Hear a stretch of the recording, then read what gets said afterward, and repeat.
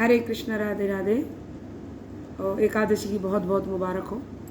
आज योगिनी एकादशी है। और तो आइए सुन लेते हैं इसकी कथा। एक समय की बात है, श्री महाराज युधिष्ठिर और भगवान श्री कृष्ण एक साथ बैठे हैं। तब महाराज युधिष्ठिर ने भगवान श्री कृष्ण से पूछा कि हे प्रभु, हे मधुसूदन, आप मुझे यह बताइए कि 60 मास के कृष्ण पक्ष की एकादशी का क्या नाम है, इसका क्या महत्व है, इसको करने से क्या लाभ होता है, इसकी क्या कोई पौराणिक कथा है। तब भगवान श्री कृष्ण ने कहा, युधिष्ठिर, मैं तुम्हें बताता हूँ। इसकी एक बहुत सुंदर पौराणिक कथा भी है। और एकादशी व्रत जो है वो सभी व्रतों में सर्वश्रेष्ठ होता है। 60 मास के कृष्ण पक्ष की एकादशी का नाम है योगिनी एकादशी। और इसके बारे में एक बहुत ही पौराणिक कथा बताता हूँ। सभी पापों को नष्ट करने वाली है ये एकादशी। सभी के हृदय में पुण्य उदय करने वाली है ये एकादशी। और सभी प्रकार के दान तप का फल देने वाली है ये एकादशी। बहुत समय पहली बात है, युधिष्ठिर, कुबेर को तो तुम जानते ही हो। कुबेर श्री भोलेनाथ के बहुत बड़े भक्त हुए हैं। कुबेर भोलेनाथ की रोज आराधना किया करते थे। और कुबेर का एक सेवक था जिसका नाम था हेममाली।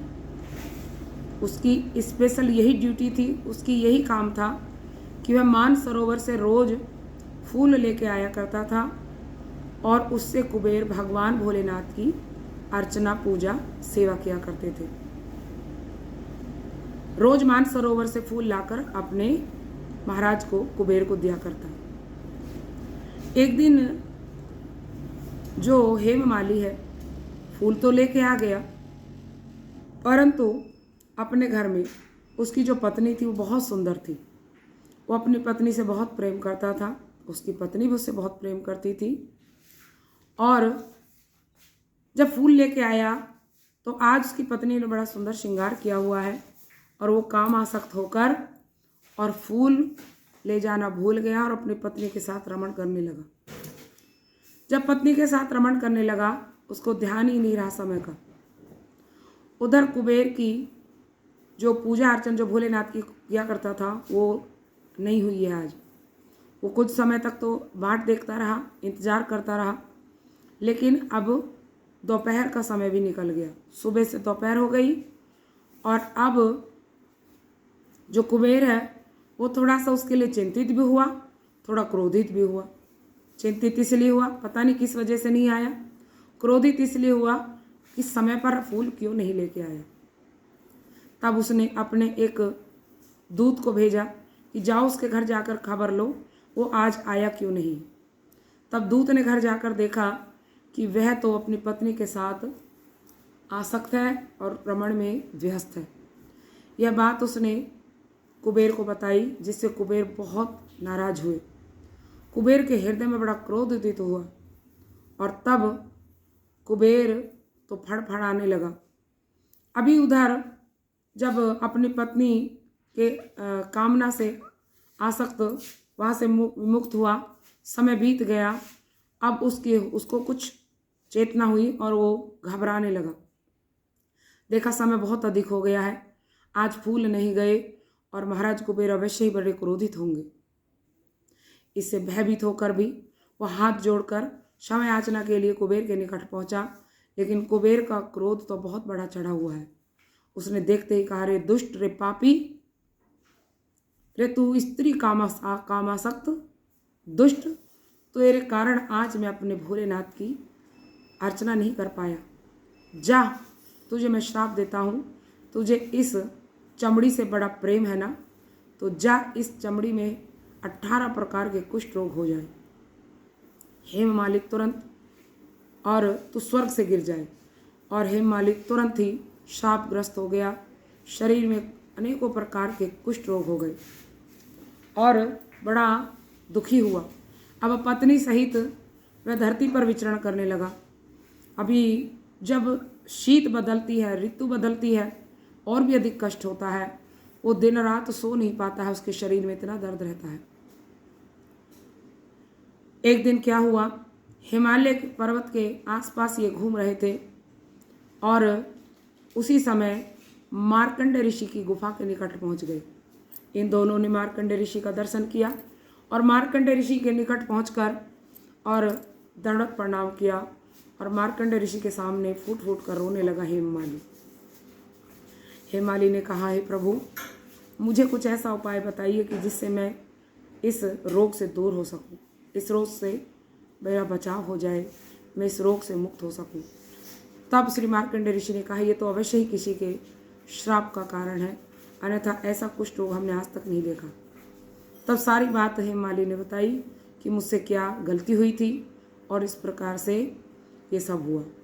तब श्री मार्कंडेय ऋषि ने कहा, कोई बात नहीं, चिंता मत करो, ये गलतियां हो ही जाती हैं हर किसी से, परंतु इसके पश्चाताप में इसका उपाय बस एक ही है। तुम आने वाली 60 मास की कृष्ण पक्ष की एकादशी का करो, जिसका नाम योगिनी एकादशी है, और इसको कर कर ही तुम इस सब रोगों से मुक्त होगे। योगिनी एकादशी के दिन सुबह जल्दी उठकर भगवान का पूजा अर्चन अर्थात भगवान के भजन में नियुक्त रहना और व्रत उपवास रखना, दोनों पति पत्नी एक साथ, और भगवान से प्रार्थना करना है, प्रभु ऐसी भूल आगे से नहीं होगी, हमें क्षमा याचना दो और हमारे रोगों से, हमारे कष्टों से हमें मुक्ति दो। तब हेममाली और उसकी पत्नी दोनों ने यही कार्य किया, योगिनी एकादशी का व्रत किया जो आज है, और बड़े सुंदर रूप से इसको भगवान का भजन करते हुए अपना दिन व्यतीत किया। योगिनी एकादशी के प्रभाव से अगले ही दिन उसके सारे रोग कष्ट सब कुछ दूर हो गए और उसको वापस अपना सुंदर शरीर प्राप्त हो गया। तब भगवान श्री कृष्ण कहते हैं कि हे युधिष्ठिर, ये योगिनी एकादशी कोई साधारण नहीं है, एकादशी कोई भी साधारण नहीं है। एकादशी साक्षात मेरी ही शक्ति का स्वरूप है और हेममाली के सारे कष्ट दूर हुए। सो हे युधिष्ठिर, जो भी एकादशी, इस योगिनी एकादशी का जो व्रत करता है, उसके जीवन के सारे कष्टों से उसको मुक्ति मिल जाती है। और जो इस कथा को जो कोई कहता है, जो सुनता है श्रद्धापूर्वक, उसके भी सारे पापों से उसको छुटकारा मिल जाता है। और इस व्रत करने वाले को जैसे तुमने 88,000 ऋषियों को एक साथ भोजन करा दिया हो, इतना फल मिलता है। सो इसको सभी को यत्नपूर्वक करना चाहिए और भगवान के चरणों में यही प्रार्थना करते हैं, हे प्रभु, हमसे कोई भूल हो गई तो हमें क्षमा करना, हम आपके बालक हैं और हमारी अंदर ऐसा सामर्थ्य प्रदान करो कि हम आपके सब व्रत उपवास को कर सकें और अपने जीवन को सार्थक कर सकें। हृदय में कभी भी किसी प्रकार का कोई अभिमान न आए और आपकी भक्ति से हम कभी भी दूर ना हो। बोलो श्री गुरुदेव महाराज की जय। बोलो श्री योगिनी एकादशी तिथि की जय। वांछा कल्पतरुभ्यश्च कृपा सिंधुभ्यश्च पतितानां पावनेभ्यो श्री वैष्णवभ्यो नमो नमः।